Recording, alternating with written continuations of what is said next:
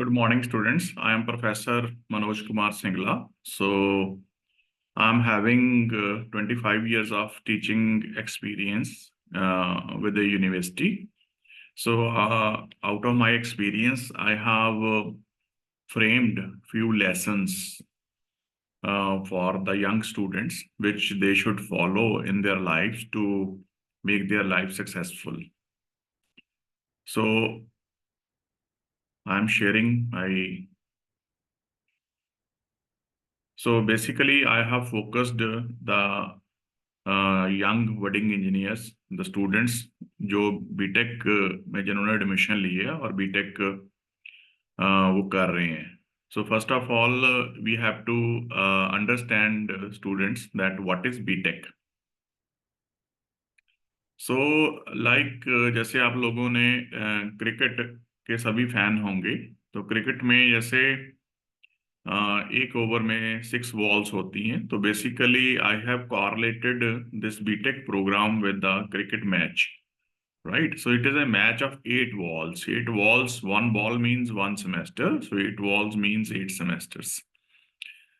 और बेटा आपको कोशिश करनी है कि आप हर बॉल पे 10 लगाएं. जैसे क्रिकेट में आप सिक्सर लगाते हो हर बॉल पे, right? So in the same way BTech programme में हर बॉल मींस हर सेमेस्टर में आपको 10 CGPA जो है वो टारगेट करके चलना है.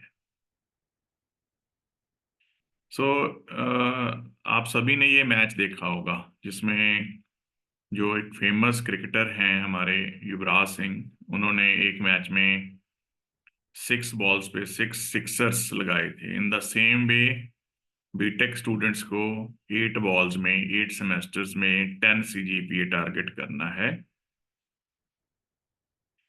So then next lesson is like how to fix your goals. So बेटा जिंदगी में कई बच्चे होते हैं जो अपना जो गोल है वो पूरी लाइफ ही फिक्स नहीं कर पाते, right? So it is my suggestion to the young budding engineers, right, और other students also that fix your goal very early and very clearly. इसका मतलब क्या है, हम एक एग्जाम्पल के साथ समझते हैं इसको. लाइक हम कह देते हैं कि I will do an IAS. This is a very vague goal, right? मैं IAS करूंगा, लेकिन कब करूंगा, when and what is the plan, वो हम नहीं कहते या बोलते. सो जो बेटा जो गोल है without date and without plan, it has no meaning at all,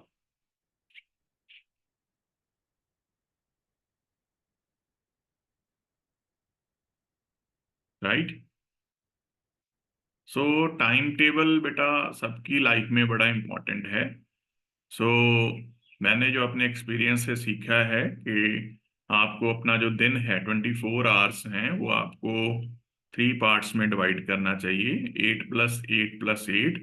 like आप 8 आवर्स की मिनिमम बेटा स्लीप जो है वो आपने साउंड स्लीप जो है वो लेनी है. जैसे रात को आप 9 बजे लेटर से आप सोने चले गए, सुबह 5 बजे आपने उठ जाना है. देन 8 आवर्स ऑफ स्टडी बेटा, 8 आवर्स आपने स्टडी जरूर करनी है. देन 8 आवर्स जो हैं वो आप रेस्ट ऑफ द जो थिंग्स हैं उसमें आप कर सकते हो. बेदिंग, ईटिंग, एक्सरसाइज, आपको कोई शो पसंद है, राइट, सोशलाइजिंग है, कोई गेम करनी है. और इस 8 आवर्स में बेटा 2 आवर्स जो हैं वो सेल्फ स्टडी के जरूर आपने अपने लिए रखने हैं. जो पहले 8 आवर्स मैंने स्टडी के लिए ईयर मार्क किए हैं, बताया है, वो आपकी कॉलेज की या स्कूल की के आवर्स हैं. So an engineer should make the world as a better place. तो एज ए इंजीनियर आपको बेसिकली क्या काम करना है कि आप सोसाइटी के लिए क्या कर सकें, क्या कोई ऐसी टेक्नोलॉजी हम डेवलप कर सकते हैं, right, by small contributions, by thinking innovative, कि उससे सोसाइटी एट लार्ज को फायदा हो, right? So and as engineers you should make world a better place with your small contribution in the form of innovations. तो think innovate बेटा। सो ऐसा नहीं सोचना कि जी रिसर्च जो है या इनोवेशन है that is not my cup of T. आजकल एक आइडिया, अगर एक लेटर से मैं एक एग्जांपल लेके चलता हूँ, मैं अपने स्टूडेंट्स को भी बोलता हूँ ये बात कि अगर 60 की क्लास में एक बच्चे का आइडिया जो है वो क्लिक कर जाता है तो वो रेस्ट ऑफ द 59 स्टूडेंट्स को अपनी कंपनी में वो जॉब देने में सक्षम हो जाता है, right? So this is the power of the idea. Then mostly question बच्चों का होता है जी पढ़ाई में मन कैसे लगाएं, राइट? सो आंसर इसका क्या है? फोकस। पर फिर हमारे मन में क्वेश्चन आता है कि जी फोकस कैसे एनहांस करें? सो बेटा फोकस जो है उसकी सिंपल सी जो क्वेश्चन है, जो फोकस है वो आपका जो इनवर्सली प्रोपोर्शनल टू डिस्ट्रैक्शन है, राइट? अब आप कहोगे कि जी डिस्ट्रैक्शंस क्या होती हैं यंग एज में, टीनेजर एज में, या जो बीटेक स्टूडेंट्स का जो टाइम पीरियड होता है वो अप्रोक्सीमेटली 18 टू 21 और 22 ईयर्स का होता है, तो उसमें डिस्ट्रैक्शंस बहुत रहती हैं, जैसे ओवर यूजेस ऑफ मोबाइल है, इंटरनेट का सर्फिंग है। मैं ये नहीं कहता कि internet is a bad thing या using mobile phone is bad thing, but some time हम उसमें अगर आपको सर्फिंग करनी है या मोबाइल का यूजेस करना है तो fix your time, right? Sometimes हम रील्स देखनी स्टार्ट कर देते हैं और हमें खुद को नहीं पता चलता कि कितना टाइम हमने उसमें वेस्ट कर दिया है। In that the same time there are other social networking sites also, platforms also, like Insta, Facebook, X, Amazon, right? And आजकल एक ऑनलाइन गेमिंग का भी ट्रेंड स्टार्ट हो गया है, पबजी, जिसमें बच्चे टाइम तो वेस्ट करते ही करते हैं, उसके साथ साथ जो उनकी मेंटल क्रिएटिविटी है वो भी डाउन आती है। तो इन डिस्ट्रैक्शंस को मैं ये नहीं कहता कि आपको जीरो करना है ताकि आपका जो फोकस है वो 100% बढ़ जाए, बट इसको लिमिट कर दीजिए। लेट अस से you fix N half an hour कि मैं लेटर से 9:30 टू 4:30 मेरा कॉलेज था, उसके बाद मैं हाफ एन आवर मैंने टी स्नैक्स इवनिंग में लिया, देन 5 o'clock पे मैंने 20 मिनट या 30 मिनट जो है इन सोशल नेटवर्किंग प्लेटफॉर्म्स के ऊपर अपना टाइम जो है वो स्पेंड किया, right?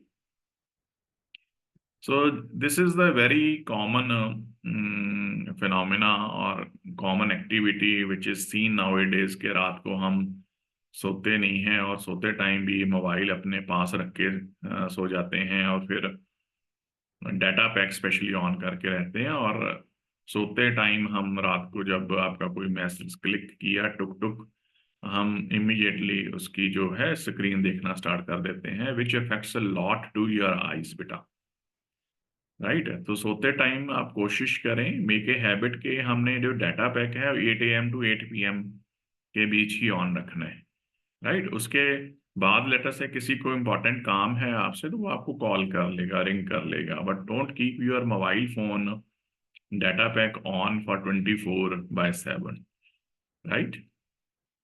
So some tricks to enhance focus. So I have listed down few tricks out of my experience to enhance the focus, like reduce the distractions. That this will enhance you in enhancing the focus, as I have mentioned in the last slide. हर सुबह जब आप उठें तो God को gratitude पे करें बेटा। बहुत सारे बच्चे आपने देखा होगा, मैं कोई यहाँ पे स्पिरिचुअलिटी की बात नहीं कर रहा, कि कितने लोग हैं जो दुनिया में जो सुबह उठ ही नहीं पाते, राइट? कहने का मतलब उनकी डेथ हो जाती है। सो भगवान का शुक्रिया करें जब मॉर्निंग आप उठें। Plan your day, to do list अपनी तैयार करें। कई बच्चे होते हैं मन में उनके 1 2 3 4 5 6 ऐसे कामों की लिस्ट उनके मन में घूमती रहती है, तो please pen down your list. Avoid gossiping, gossiping से किसी को आज तक कुछ नहीं मिला। आइडेंटिफाई योर हॉबी, हर इंसान में कोई ना कोई हॉबी जरूर होती है, ठीक है? चाहे उसको सिंगिंग हो, गिटार प्लेइंग हो, गार्डनिंग हो, और any, there are an number of hobbies. अपनी हॉबी को आइडेंटिफाई जरूर करें। अपनी स्टडी के साथ साथ हॉबी को भी अपनी जो है वो टाइम दें। Consume only relevant digital content.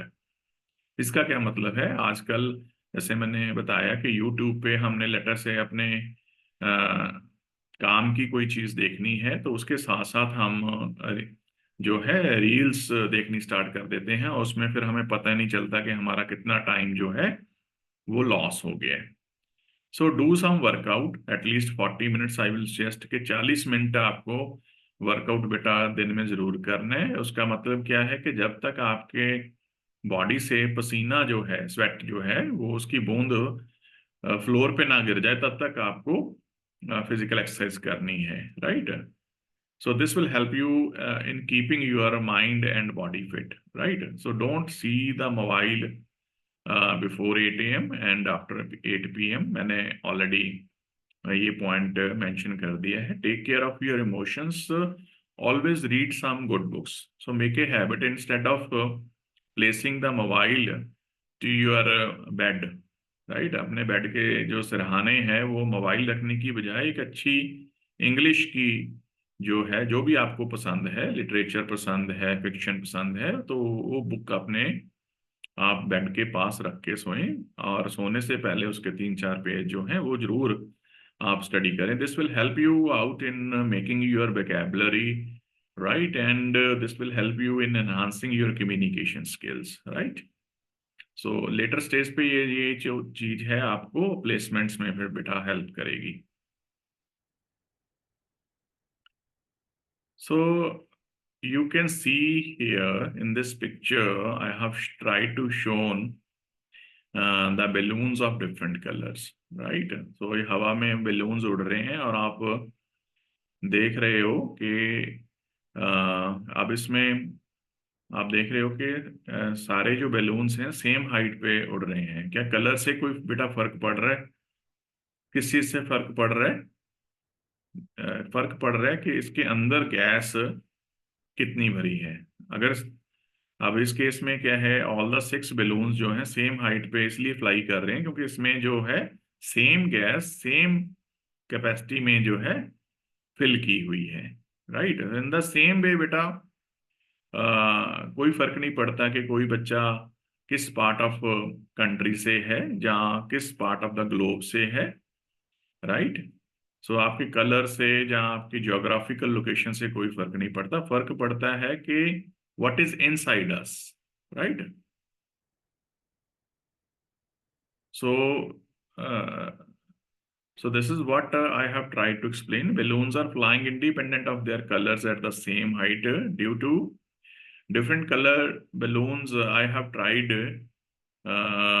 to correlate the different colored balloons with the different students, right? So same gas filled at the same pressure and the same quantity, right? So gas means skills. सो अब next picture में आप देखिए एक balloon जो है वो बाकी balloons के कंपैरेटिवली थोड़ा हाई फ्लाई कर रहा है। तो इसका मतलब क्या है कि उसमें एडिशनल गैस फिल की है हमने। इन द सेम वे अगर 60 की क्लास में एक बच्चा ज्यादा आउट परफॉर्म कर रहा है, जहाँ उसका बड़ी कंपनी में पैकेज लग गया, तो उसका मतलब यही है कि उसने अपने टाइम को, 4 ईयर ऑफ डिग्री प्रोग्राम को उसने अच्छे से प्लान किया, और उसने अच्छे से अपने जो एडिशनल स्किल्स जो हैं वो acquire किए, right. So here I have listed down the few lessons, right. So आप सबने बेटा हेयर एंड टॉर्टॉइस की स्टोरी सुनी होगी, राइट, कि कछुआ और खरगोश की स्टोरी सुनी होगी कि दोनों ने रेस लगाने का जो है वो डिसाइड किया, और कछुआ स्लोली स्लोली चलता रहा, खरगोश कुछ दूर तक भाग के जो है वो रुक गया, और उसने देखा पीछे मुड़ के कि मैंने तो कछुए को काफी पीछे छोड़ दिया है, तो मैं थोड़ी देर आराम कर लेता हूँ। और वो आराम ही करता रह गया, और कछुआ अपनी धीमी चाल से चलता हुआ फिनिशिंग लाइन को टच कर गया और वो जीत गया, ठीक है। सो हमने सबने सुना है कि moral of the story is slow and steady wins the race. But here I am going to tell you the little different story, right। So first case is दोनों ने रेस इकट्ठे स्टार्ट की, राइट। सो ये आपने सबने सुना है कि moral is slow and steady wins the race, के खरगोश रास्ते में सो गया, कछुआ धीमी चाल से चल के फिनिशिंग लाइन को टच कर गया, right. So now then next case I have made is कि अब पहले वाली रेस से जो खरगोश ने है वो लेसन ले लिया कि मैंने रुकना नहीं है और बिना रुके जब तक फिनिशिंग लाइन को टच ना करूं मैंने भागते रहना है, राइट। तो सेकंड केस में दोबारा फिर उन्होंने डिसाइड किया कि रेस लगाते हैं, और कछुआ धीमी चाल से चलते रहे और जो खरगोश हैं वो बिना सोए बिना रुके भागते रहे और फिनिशिंग लाइन को उन्होंने टच कर दिया। तो यहां से हमें क्या बेटा शिक्षा मिलती है? Do not rest till your goal is met. Then third case is, अब तीसरी बार उन्होंने फिर डिसाइड किया कि हम रेस लगाते हैं। तो अब उन्होंने जो पाथ था, रेसिंग पाथ था, ट्रैक था, उसमें फिनिशिंग लाइन से पहले एक जो है पूल बना दिया, राइट। सो कछुआ धीमी चाल से चलता रहा, खरगोश पौंड तक या पूल तक तो भाग के आगे आ गया, लेकिन पूल के आगे उसको तैरना नहीं आता था। तो कछुआ धीमी वो वहां जो खरगोश है वहां रुक गया, कछुआ धीमी चाल से चलता हुआ है और पूल को स्विम करके पास कर गया। सो थर्ड केस में बेटा मॉरल क्या है कि even the fastest can not win in every field. ये बहुत बड़ा मैसेज है कि सबसे तेज चलने वाला भी हर फील्ड में विजेता नहीं बन सकता, विन नहीं कर सकता, राइट। देन केस फोर में अगेन उन्होंने जो है रेस लगानी स्टार्ट की। अब कछुआ धीमी चाल से चलता हुआ पौंड के किनारे तक आया, खरगोश पहले पहुंच गया। उसके बाद पौंड के पास स्किल था कि मेरे को स्विम करना आता है, राइट। तो पौंड में जो है कछुए ने स्विम किया और खरगोश उसके ऊपर बैठ के एंड लाइन तक पहुंच गया। तो मॉरल ऑफ द स्टोरी क्या है कि everybody is winner in the team work. या इसमें मैं ये भी कहूंगा कि जो प्लेन जब रोड थी तब खरगोश की स्पीड ज्यादा थी उस फील्ड में भागने की, तो तब कछुआ और खरगोश ने कोलैबोरेट किया। खरगोश ने कछुए को अपने ऊपर बिठा के फास्टेस्ट स्पीड पे पौंड के किनारे तक पहुंचे। फिर पौंड में कछुए की के पास स्किल था स्विम करने का, तो उन्होंने कोलैबोरेट करके डेडलाइन को मीट किया। तो यहाँ पे केस फोर में जो मॉरल है बेटा वो क्या मिलता है हमें कि everybody is winner in team work, right. कि अगर हम टीम वर्क में काम करें, इसीलिए बच्चों जो आपको इन योर करिकुलम जो प्रोजेक्ट वर्क हम देते हैं, कैपस्टोन प्रोजेक्ट्स करवाते हैं, उसका पर्पस यही है कि आपको लेटर स्टेज पे बेसिकली ये 4 ईयर डिग्री प्रोग्राम जो आपका होता है, ये this is your training to the corporate world, right. तो इन 4 सालों में आपको वैसे ही सब्जेक्ट वैसी ही एक्टिविटीज करवाई जाती हैं जो आपको 4 साल के बाद कारपोरेट वर्ल्ड में आपको फेस करना है, राइट। तो वहां पे भी आपकी 10 लोगों की टीम होगी, एक टीम मैनेजर होगा, 10 लोग डिफरेंट डोमेन से, डिफरेंट ज्योग्राफी से आए होंगे, डिफरेंट इमोशन बैकग्राउंड्स के आए होंगे। तो वहां पे आपको टीम वर्क में काम करना आना चाहिए, राइट। सो टीम वर्क ही हमेशा जीतती है। कोई अगर बच्चा कहता है कि जी मैं अकेला तो बड़ा अच्छा कर सकता हूँ बट मैं टीम में काम नहीं कर सकता, तो वो आपको टीम में काम करना सीखना होगा, right. So teamwork is always rewarding, right? So then next lesson is beta, everybody knows yoga is important nowadays, right? This is VUCA world. Everything is changing so fast. Technology is running so fast. हर रोज हमारे पास challenges आते हैं। तो जैसे हम अपने mobile को दिन भर यूज करने के लिए सुबह उसको चार्ज करते हैं, तो इन द सेम वे आपको बेटा अपनी बॉडी को चार्ज करना है। तो best way is to do the jog yoga. तो सबको पता है कि योगा करना अच्छी बात है, बट कितने लोग करते हैं, that is the main question, right. So मैंने जैसे पहले मेंशन किया है कि 40 मिनट आपको वर्कआउट करना है, तो उसमें आप इसको कर लो। तो मीनिंग क्या है इसका कि एग्जीक्यूशन इज इम्पॉर्टेंट। देन इस ग्राफ के माध्यम से हम समझते हैं, this is the graph of plateau of latent potential. आप देखिए इसमें एक्स एक्सिस पे टाइम है, वाई एक्सिस पे रिजल्ट्स हैं। तो हम सबके साथ ही ये होता है कि हम चाहते हैं कि जितना हम टाइम स्पेंड किया उसके अकॉर्डिंगली हमारे पास रिजल्ट आए। ये लीनियर ट्रेंड रहे, बट ऐसा होता नहीं है। वो लीनियर की जगह पे जो है, ये सेकंड ग्राफ जो मैंने शो किया है कर्व की फॉर्म में, ऐसा होता है। तो आप देखिए यहाँ कर्व और लीनियर ट्रेंड के बीच में जो कैविटी फॉर्म हुई है, राइट। सो ये बेसिकली वैली ऑफ डिसअपॉइंटमेंट इसको बोलते हैं। ठीक है। तो जो बच्चा इस वैली ऑफ डिसअपॉइंटमेंट को पार कर लेता है विद द कंसिस्टेंसी, राइट, वो शुरू में टाइम लगाता है, रिजल्ट नहीं भी आ रहे फिर भी टाइम लगा रहा है, वर्कआउट कर रहा है, तो फिर एक बार जो सैचुरेशन पॉइंट है वो उसको क्रॉस कर जाता है, फिर इमीडिएटली उसके पास बहुत अच्छे रिजल्ट आते हैं। इसको एक एग्जाम्पल के साथ भी समझते हैं कि लेटर से किसी बच्चे का वेट 80 kg है, उसने वर्कआउट करना स्टार्ट किया, पहले महीने में उसका लेटर से ½ kg ही कम हुआ, दूसरे महीने में फिर ½ kg कम हुआ। अगर वो दूसरे महीने के बाद ये सोच ले कि मेरा तो कुछ नहीं हो रहा, मेरा वेट रिड्यूस नहीं हो रहा, और वो छोड़ दे, तो वो वैली ऑफ डिसअपॉइंटमेंट में वो अभी घूम रहा था, तो उसने वहीं पे छोड़ दिया, तो फिर रिजल्ट्स आके नहीं आने। अगर वो कंसिस्टेंटली लगा रहता है तो थर्ड मंथ हो सकता है उसका 1 kg लॉस हो, फोर्थ मंथ हो सकता है फिर फर्दर 2 kg लॉस हो, and so on, fifth month हो सकता है 5 kg लॉस हो, राइट। तो अगर कंसिस्टेंसी से बच्चा कोई लगा रहता है तो वैली ऑफ डिसअपॉइंटमेंट को वो ओवरकम कर लेता है, और फिर उसके पास जो है बहुत अच्छे रिजल्ट्स आते हैं, right. So this is what I have explained to you. So we have to put our efforts consistently to overcome the valley of disappointment. So you should know your why. बहुत ये भी एक important point है कि हम सब काम कर रहे हैं लेकिन हमें ये नहीं पता होता कि क्यों कर रहे हैं, right. So if I ask you to walk on 2 feet wide and 40 feet long piece of wood, अगर मैं आप लोगों को 2 फीट चौड़ी और 40 फीट लंबी वुडन के टुकड़े पे चलने के लिए बोलूं, जो फ्लोर से, जमीन से 3 फुट ऊंचा रखा हुआ है जिसको, है ना, so can you walk? Obviously आप कहोगे कि हाँ, हम उस लकड़ी के टुकड़े पे जो जमीन से सिर्फ 3 फुट ऊपर है उसके ऊपर चल सकते हैं। Now taking the same scenario but I will change one parameter.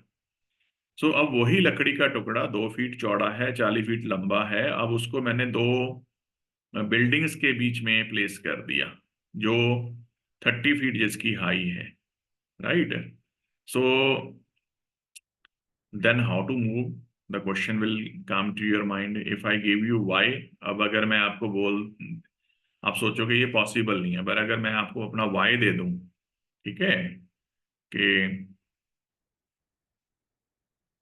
Letter से एक सामने वाली बिल्डिंग में आपके कोई नियर वन फंसे हुए हैं और उस बिल्डिंग में आग लग गई है, राइट। तो इमीडिएटली आपको अपना वाई मिल गया, आप without fearing for the 30 feet high आप उस फट्टे से उतनी ही काबिलियत से चल के दूसरी बिल्डिंग में जाएंगे और उसको सेफ गार्ड करके पीछे ले आएंगे। तो बेटा दिस इज वेरी इंपॉर्टेंट कि वाई क्या है हमारा। So Y will help you out in meeting your goals, right? So can we train our brains? Yes or no? Right? ये another एक aspect है। Yes, we can train our brains. So I have shown here one picture. So please think this, see this picture very clearly and see. Right? अब आप में से बहुत सारे जो बच्चे हैं वो सोचेंगे, वो इसको फोकस करेंगे वाइट रीजन को, राइट।